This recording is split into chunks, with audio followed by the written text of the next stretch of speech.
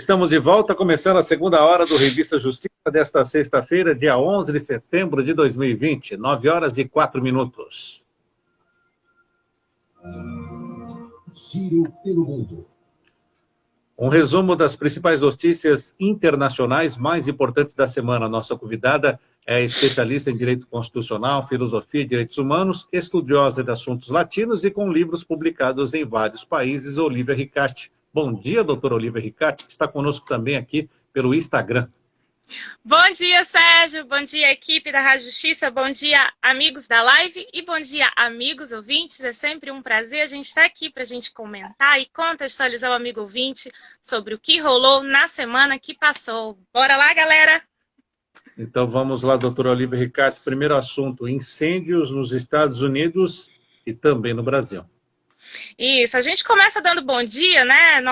Até porque a gente começa aqui na sexta-feira, o sextou, clima de final de semana, mas as notícias que a gente traz hoje não são nada boas, viu, amigos? A gente está passando aqui no Brasil por um período, né? Todo ano a gente passa por esse período de queimadas aqui no Brasil, na Amazônia, no Pantanal, né? Nossos biomas aí mais relevantes, que ocupam a maior área aí do nosso território nacional, e esse ano de 2020 não está sendo diferente. A gente está aí acompanhando as queimadas aqui, tanto na Amazônia quanto no Pantanal, e embora, por exemplo, na Amazônia, a gente tem registrado aí uma queda em relação ao ano passado. Ano passado, a gente lembra que foi um conflito aí muito grande de dados, né? E uma comoção internacional muito grande. O mundo virou os seus olhos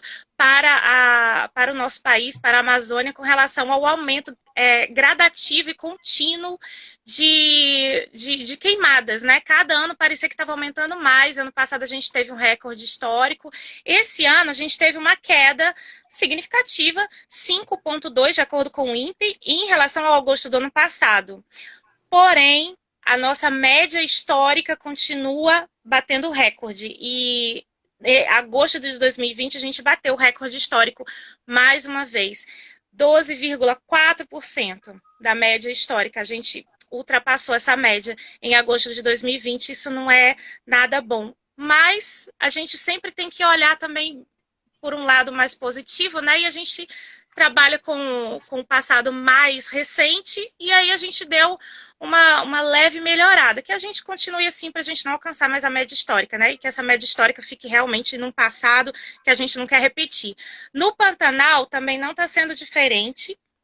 Esse ano a gente registrou um aumento de 3,5 vezes mais do que ano passado. E a queimada é a maior desde 1998, que é a maior já registrada na história, desde que começaram aí os registros. Então, tá bem feio pelo Pantanal, que também é muito importante, um bioma essencial para o equilíbrio ecológico do meio ambiente, enfim, do nosso país, econômico também, né? Porque o centro, ele fica ali no centro-oeste e é uma área de grande concentração do agronegócio, que é o nosso principal, aí, a força motriz da nossa economia no meio da pandemia, né? É a grande responsável pelos números aí do PIB brasileiro em 2020. Então, uma coisa puxa a outra. Então, é muito importante a gente observar aí essas queimadas do Pantanal e agir muito rápido para que não se alastrem mais ainda. E não é só no Brasil que está acontecendo isso. Em janeiro de 2020, amigos, um pouquinho antes da pandemia aí explodir no mundo todo, a gente acompanhou os incêndios históricos também, os maiores incêndios da história já registrados na Austrália, onde morreram quase 30 pessoas, dentre elas, inclusive, bombeiros também, e mais de 1 bilhão de animais morreram, né, durante esses incêndios. Então foi muito feio. E isso está se repetindo agora lá nos Estados Unidos. Na costa oeste, aquela costa que é maravilhosa, que a gente vê em filmes, que é um dos principais pontos turísticos, né, para a gente cortar de moto, de carro, enfim, uma costa linda, ali São Francisco, Los Angeles. Ela está queimando também, e está queimando muito. Cerca de 800 mil hectares já foram queimados ali no território total, ali na extensão territorial da costa oeste dos Estados Unidos. Ao menos 15 pessoas já perderam as suas vidas e cerca de 500 mil já tiveram que sair das suas casas por conta do perigo iminente das queimadas alcançarem as propriedades. A governadora de Oregon, que é um dos estados que compõem a costa oeste norte-americana, inclusive foi bastante pessimista com relação a esses eventos de queimada desse ano, e a gente sabe que as figuras públicas elas são receosas, né, de darem notícias tão alarmantes assim, para não causar pânico e tudo mais, mas ela mesmo assim, ela mencionou essa semana que este evento de queimadas nos Estados Unidos poderá vir a ser o evento com maior número de perdas de vida, tanto animais quanto de humanos, por lá, e com maior perda de propriedades também. Isso é bastante assustador e é mais um ponto crucial aí na corrida eleitoral, né? Como é que o Trump, que é o presidente que ainda está em exercício, vai lidar com tudo isso e como isso vai afetar também na popularidade dele, né? Porque a gente sabe que ele está aí concorrendo à reeleição, ainda está com uma margem de desvantagem, está diminuindo, mas ainda está em desvantagem, e o enfrentamento à pandemia foi um dos fatores da queda da popularidade dele. Então, como ele vai enfrentar essas queimadas por lá, a gente também vai observar, torcer para que seja bem sucedido esse enfrentamento, né? E que sejam poupadas tanto as vidas quanto as propriedades das pessoas também, porque é muito triste, né? As pessoas perderem as suas casas também. E já que estamos falando de pandemia, coronavírus, e tivemos a suspensão dessa vacinação de Oxford, também da AstraZeneca, como isso repercutiu pelo mundo? Isso, só um pouquinho antes de entrar no assunto do coronavírus, é impossível a gente não falar de incêndios e não suscitar a hipótese mais plausível, de acordo com a comunidade científica, não é a gente que está falando, é a comunidade científica, a gente que se dedica para estudar sobre o assunto, que é a questão do aquecimento global, né? A gente sabe que essas áreas, tanto a Amazônia, quanto o Pantanal, quanto a Austrália, quanto a costa oeste dos Estados Unidos também, em determinados períodos do ano, eles estão mais suscetíveis mesmo a secas e aumento da temperatura e, por consequência, a queimadas também. Mas toda a comunidade científica é quase unânime em afirmar que o aquecimento global tem provocado aí o aumento e a maior, como que a gente pode dizer, o maior impacto dessas queimadas. Não só o aumento da quantidade das queimadas, como o poder de devastação delas. Então, fica aí a reflexão para a comunidade internacional, aí os atores políticos e econômicos refletirem sobre os acordos, né, que os países fazem parte e tudo mais. Lembrando que tanto o Brasil quanto os Estados Unidos, os dois aí que estão enfrentando incêndios, já suscitaram a hipótese, inclusive, de sair do Acordo de Paris, que é o acordo climático aí mais importante da atualidade. Enfim, vamos para o próximo tema, coronavírus, vacina.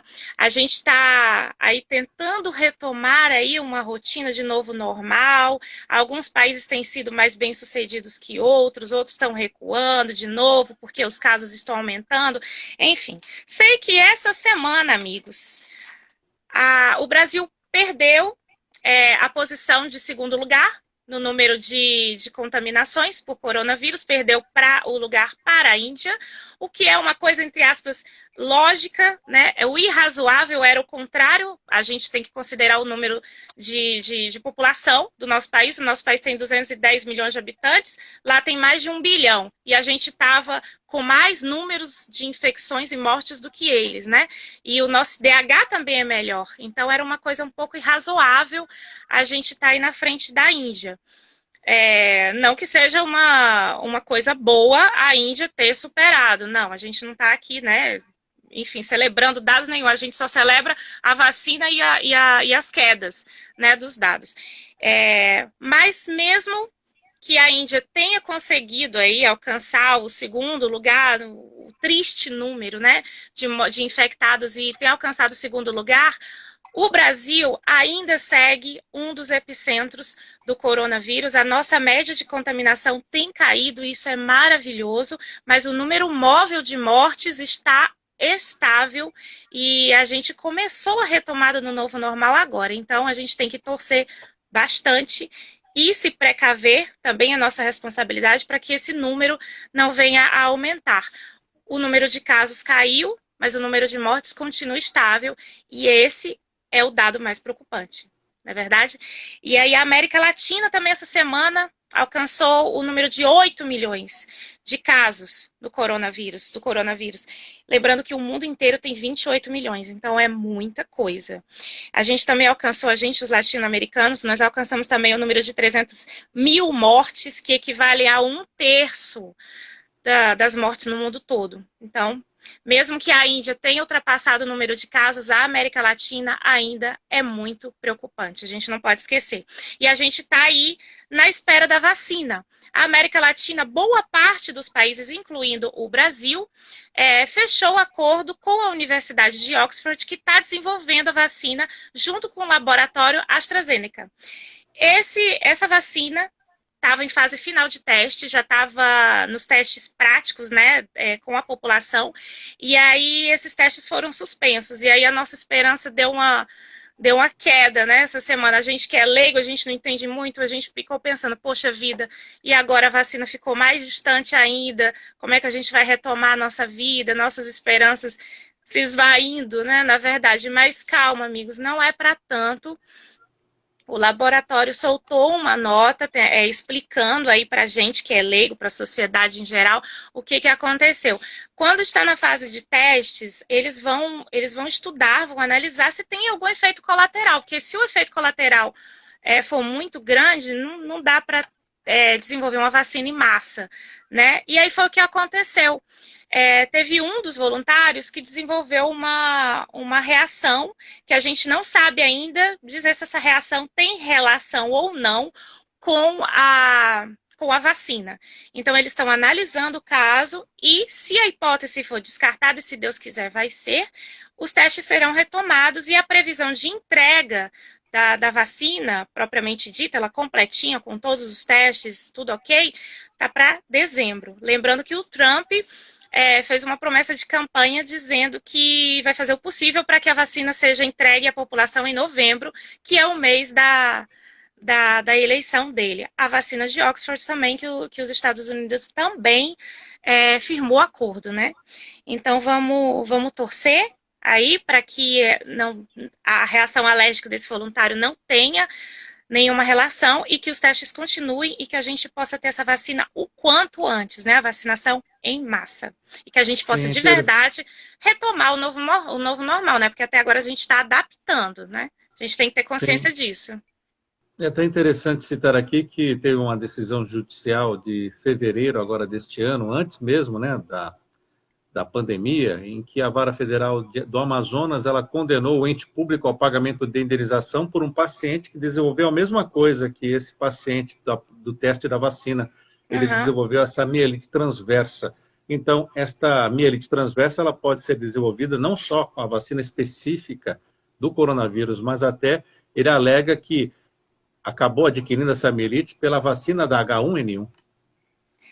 Pois é, a gente tem que lembrar que a H1N1 e o coronavírus são, entre aspas, parentes, né? São formas gripais de vírus. Então, e as vacinas, elas têm isso mesmo, o processo de vacinação, elas têm esses percalços mesmo. E algumas vacinas realmente têm efeitos colaterais. Agora a gente precisa saber se é uma exceção ou se é a regra, porque se for a regra, realmente não dá para ter uma vacinação em massa.